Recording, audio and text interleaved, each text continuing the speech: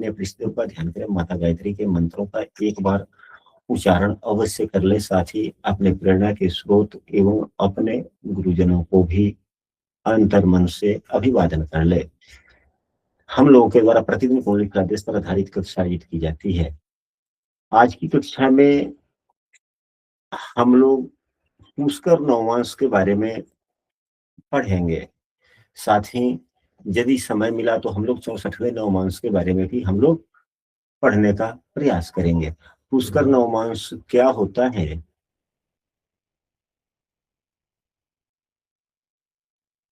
एवं पुष्कर नवमास का फलादेश में उपयोग क्या है, इसके बारे में हम सभी आज की कक्षा में समझने का प्रयास करेंगे। तो पुष्कर नवमास के बारे में जहां तक जातक शास्त्रों में, फलित शास्त्रों में, संहिता शास्त्रों में बतलाया गया है या हमारे गुरुजनों से जो हमें ज्ञान मिला है, उसके आधार पर एक ही वाक्य में इसका परिभाषा है। पुष्कर नवमास का यह परिभाषा है कि कोई भी ग्रह यदि वह पुष्कर नवमास में है तो अपने कारकत्वों में शुभ फलों की वृद्धि करता है। यदि उसके कारकत्व में अशुभ फल हैं तो अशुभ फलों में वृद्धि करेगा, अशुभ फलों में कमी करता है। और वृद्धि किस में करता है? शुभ फलों में। शुभ फलों में। शुभ फलों में वृद्धि करता है। यह पुष्कर नवमास में यदि कोई ग्रह अवस्थित होता है तो कोई अशुभ ग्रह भी यदि पुष्कर नवमास में हो जाता है तो उसकी अशुभता कम हो जाती है, वह भी शुभ फल लगभग देता है। आधे से ज्यादा नहीं कि 75% वह शुभ फल ही देता है, 25% नुकसान देगा, लेकिन ओवरऑल वह शुभ फल ही देता है यदि अशुभ ग्रह। अब इसी उदाहरण कुंडली में देखा जाए कि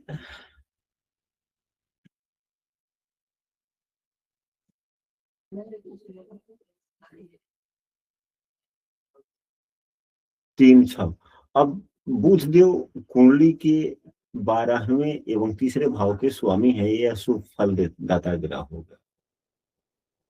शुक्रदेव को केंद्राधिपत्य दोष लगा, 11वें भाव के भी स्वामी है, अतः यह अशुभ फल दाता है। यदि ये ग्रह पुष्कर नवमास में होते हैं, अगर चले जाते हैं, यदि ये ग्रह पुष्कर नवमास में चले जाते हैं तो इनके अशुभ फलों में कमी हो जाती है, शुभ फलों में वृद्धि हो जाती है। हम सबों ने पढ़ा है कि सभी राशियों में 9 मांस होते हैं, 12 राशियां होती है, तो 12 राशियों में कुल कितने 9 मांस हो गए? 108 9 हो जाते हैं। हमारी आवाज शायद आप लोगों को नहीं सुनाई दे रही है? सुन रही है, साफ सुनाई दे रही है। चलिए, पुष्कर नवमास किन ग्रहों की राशियों में होती है? तो पुष्कर नवमास शुभ ग्रहों की राशियों में होती है।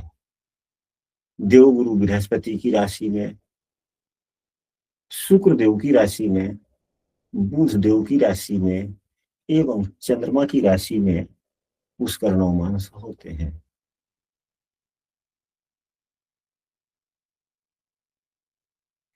सूर्य, मंगल, शनि में कोई भी ग्रह पुष्कर नवमास में नहीं होता, क्योंकि ये लोग क्रूर या पापक ग्रह हैं।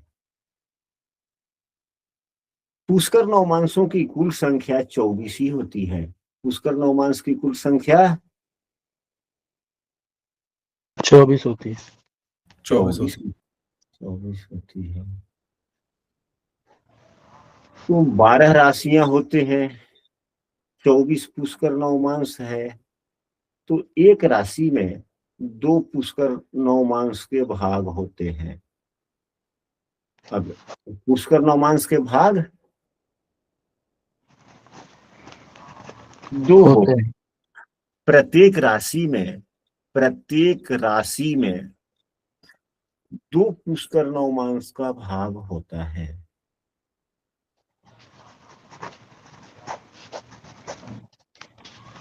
वह भाग उस राशि का विशेष भाग कहा जाता है। जो भाग जिस राशि का पुष्कर नवमांश में होता है, वह भाग उस राशि का विशेष भाग होता है।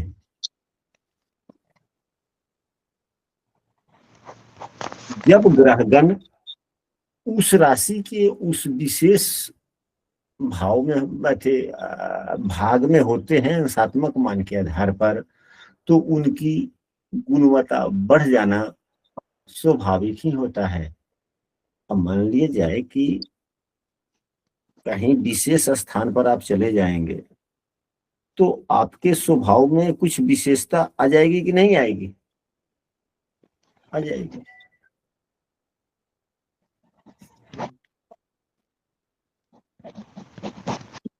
तो पुष्कर नवमांश में जो 24 नवमांश हैं, तो इसमें 9 नवमांश देवगुरु बृहस्पति के हैं, 9 नवमांश शुक्रदेव के हैं, 3 बुधदेव के हैं और 3 चंद्रमा। अब हम लोग कैसे समझेंगे कि कौन से ग्रह पुष्कर नवमांश में है या नहीं है?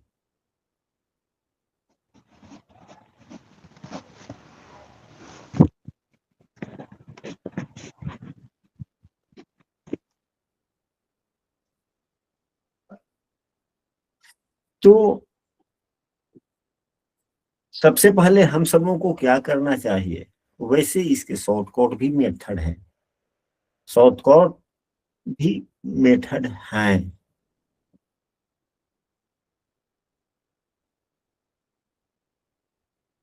तो देखने के लिए जो हम लोगों ने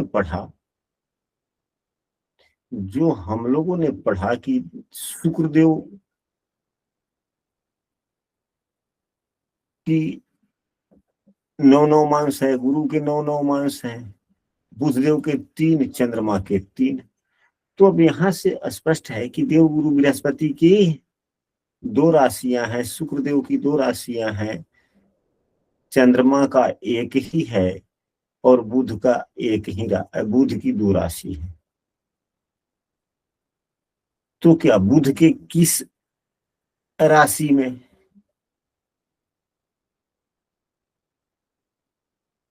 तो बुध की जो राशि है वह कन्या राशि को पुष्कर नवमांश में लिया गया है।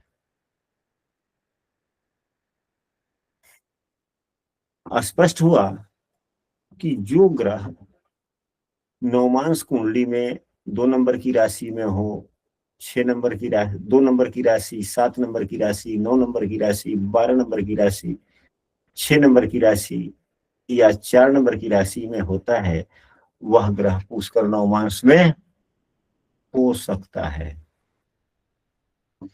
अब इसको हम लोग कैसे समझेंगे? तो यह तत्वों के आधार पर, तत्वों के आधार पर हम सब समझना चाहिए। इसको हम लोग गणित के कायदे से समझ लेंगे तो थोड़ा ज्यादा आसान होगा। गुरुजी, ये जो आपने राशि वाला बताया था वो दोबारा से बता दीजिए। 2, 7, 9, 12। हाँ जी, अभी लिख रहे हैं अपना दोबारा। हमने यह लिखा है कि शुक्रदेव की राशियां 2, 7, देवगुरु की राशियां 9, 12 या बुध की राशि कन्या, चंद्रमा की राशि 4। यदि इसमें नवमांश कुंडली में यदि इन राशियों में कोई ग्रह है तो वह पुष्कर नवमांश में होगा। हो सकता है। तो अब नवमांश कुंडली में 2 नंबर की राशि में सूर्यदेव है, सूर्यदेव यहाँ पर हमने लिख दिया। 7 नंबर की राशि में कोई ग्रह नहीं है, यदि आपके कुंडली में तो आप लोग लिख सकते हैं, हम इस उदाहरण कुंडली के अनुसार से लिखते हैं। 9 नंबर की राशि में मंगल देव है, हमने मंगल लिख लिया। 12 नंबर की राशि में यहाँ नवमांश में कोई ग्रह नहीं है, इसलिए हमने नहीं लिखा। 6 नंबर की राशि में शुक्र एवं बुध दोनों है। 4 नंबर की राशि में चंद्रमा है। अब ये कितने ग्रह हो गए? 1 2 3 4 5, ये पांचों ग्रह पुष्कर नवमांश में हो सकते हैं।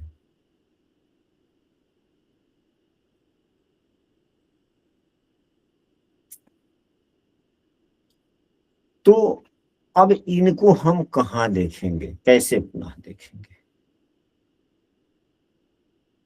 एक कायदे को हम लोग यहीं पे रखते हैं। दूसरा कायदा यह भी है कि यदि अब हम लोगों ने जो यह पढ़ा पूर्व में कि किसी भी राशि के प्रत्येक राशि का 2 भाग विशेष भाग होता है जिसे पुष्कर नवमांश कहते हैं।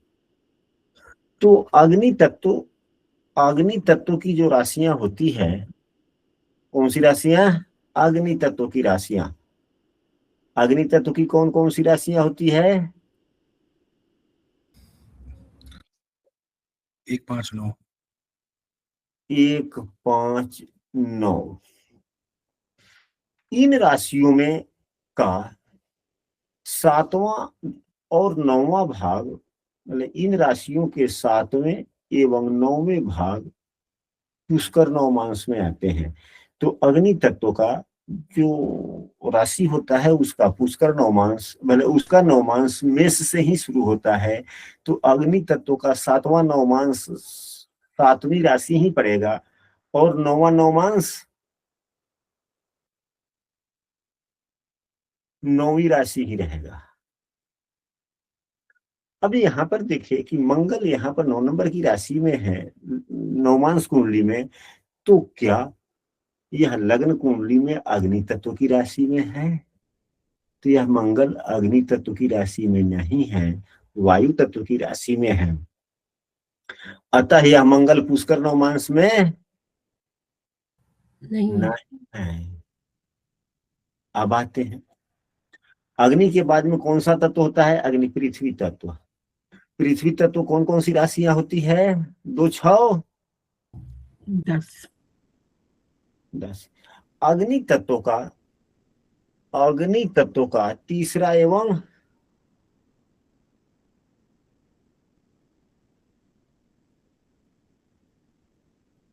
पांचवा, अग्नि तत्व का तीसरा एवं पांचवा। तो अग्नि तत्व का जो नवमांश होता है वह कहाँ से शुरू होता है? 10 से शुरू होता है ना, जी, मकर राशि से। पृथ्वी तत्व से, मकर से। तो मकर से तो वह कहाँ से हो जाएगा? मकर से 3 गिनेंगे तो 12। और पांचवा 2। तो यदि पृथ्वी तत्व की राशि में यदि कोई ग्रह बैठा हुआ है लग्न कुंडली में और नवमांश कुंडली में 12 है या 2 नंबर की राशि में, तो वह पुष्कर नवमांश में।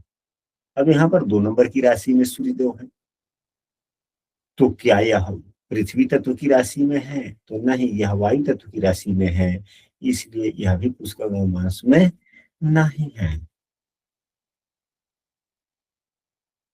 अब इसके बाद में अग्नि पृथ्वी, अब वायु। वायु तत्व की कौन कौन सी राशियां होती है?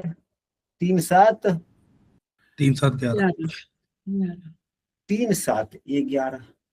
तो वायु तत्व का जो पुष्कर नवमांश होता है वह 6ठा 8वां भाग होता है। कौन सा भाग होता है? 6ठा और 8वां। 6ठा और 8वां भाग होता है। तो वायु तत्व का नवमांश कहाँ से शुरू होता है? 7 तुला से, राशि। या कहाँ से? तुला। तो 7। तो वही हो गया ना।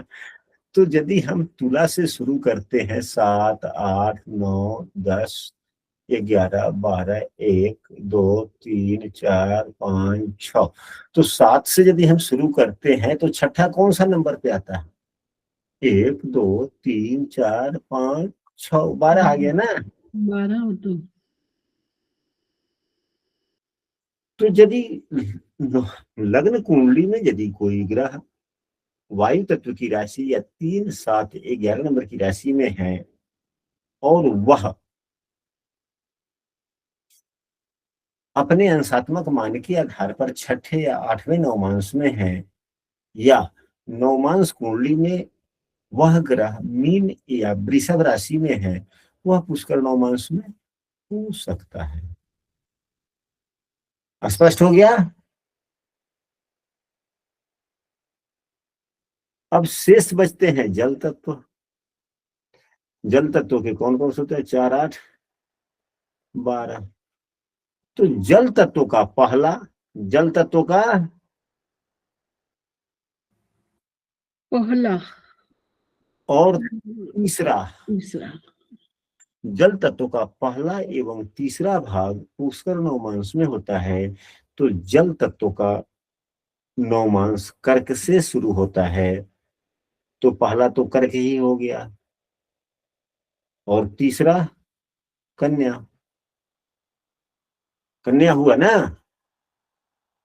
कर्क के बाद में कर्क पहला हो गया, तो दूसरा है, तीसरा, दूसरा सिंह हो गया। तो यदि अब कोई ग्रह लग्न कुंडली में 4, 8, 12 नंबर की राशि में है और नवमांश कुंडली में 4 या 6 नंबर की राशि में है, तो वह पुष्कर नवमांश में होगा। अब यहाँ पर देखा जाए 4 में चंद्रमा है यहाँ पे, तो क्या यह चंद्रमा लग्न कुंडली में जल तत्व में है? तो नहीं है, यह पृथ्वी तत्व में है, इसलिए चंद्रमा पुष्कर नवमांश में नहीं हुआ। अब यहाँ पर 6 नंबर की राशि में शुक्र और बुध दोनों ही है, तो ये दोनों ही पुष्कर नवमांश में हो सकते हैं। तो शुक्रदेव को देखा जाए। अब यह शुक्रदेव लग्न कुंडली में जल तत्व में है एवं नवमांश कुंडली में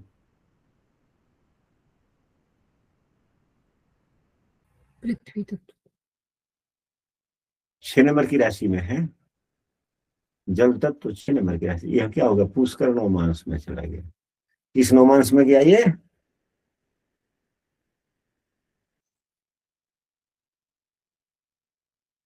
शायद आप लोग नहीं समझ पाए जो मैं कहना चाह रहा हूं। गुरुजी बिल्कुल अच्छे से समझ गए, क्योंकि वो जल तत्व की राशि में बैठे हैं तो उसकी गिनती 4 नंबर से शुरू होगी। तो पहला नवांश यानी कि वो 4, लेकिन ये तीसरे नवांश यानी कि उसमें बैठे हैं, कन्या में आए हैं। अब यहाँ पर शुक्रदेव उच्च की, अपने उच्च की राशि में है और नवमांश कुंडली में नीच के हो गए। नीच के जैसे फल लेंगे, नीच के जैसे फल देंगे, परंतु यह पुष्कर नवमांश में है, तो इनकी अशुभता थोड़ी कम हो गई, परंतु समस्याएं फिर भी वहीं की वहीं रही। फलादेश 2 प्रकार का होता है। एक समृद्धि के अकॉर्डिंग, समृद्धि एवं दरिद्रता, यानी कि अर्थ की कमी और अर्थ की परिपूर्णता। और दूसरा मन की व्यथा और मन की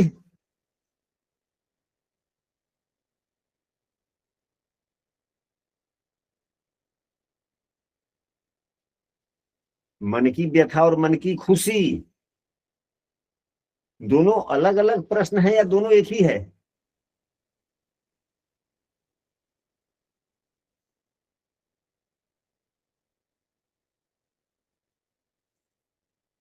मन की व्यथा और पैसे की कमी, क्या दोनों एक ही है या दोनों में अंतर है? अंतर है गुरुदेव। काफी अंतर है। मन की व्यथा बीमारी समस्याओं को परिलक्षित करती है और शुक्र देव अब इस कुंडली में चौथे भाव के स्वामी हैं, अस्थाई संपत्ति के कारक हैं, मतलब कि भाव के स्वामी हैं, तो वह सही कारक भी हुए। तो अस्थाई संपत्ति से संबंधित जो नीच होने का जो दोष था वह समाप्त हो गया, उसमें शुभता बढ़ गई। परंतु मानसिक व्यथा वैवाहिक जीवन की हुई, वहां तो कमियां कुछ न कुछ दिखेगा ही। यदि पुरुष की कुंडली है तब विवाह देर से होने की संभावनाएं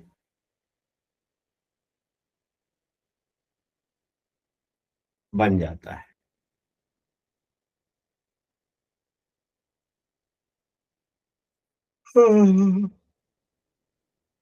तो यह रहा पुष्कर नवमास की। हम लोग पुष्कर नवमास में कैसे देखें, तो पुष्कर नवमास में